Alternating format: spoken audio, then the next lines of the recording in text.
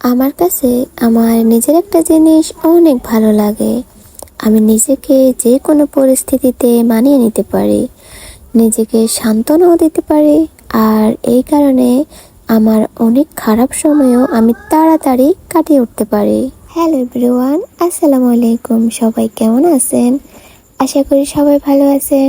আমরাও আলহামদুলিল্লাহ অনেক অনেক ভালো আছি। এই মাছগুলো কে চিনেন আর কে পছন্দ করেন? এই মাছগুলোকে এক একজন এক এক নামে ডাকে। আমাদের এইদিকে এগুলোকে সিরিং বলে, আর কেউ চাইয়াও বলে। তবে এই মাছগুলো খুব মজা, আমার হাজবেন্ড খুব পছন্দ করেন।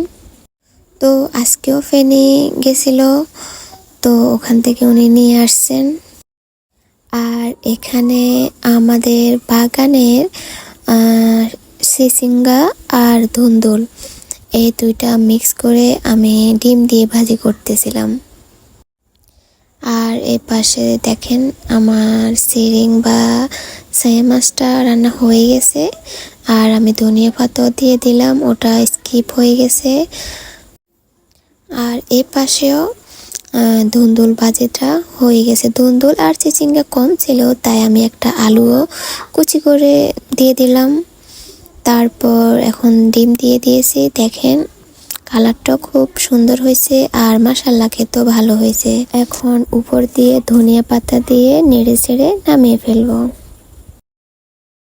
তো সবাই ভালো থাকবেন, সুস্থ থাকবেন। আল্লাহ হাফেজ, আসসালামু আলাইকুম।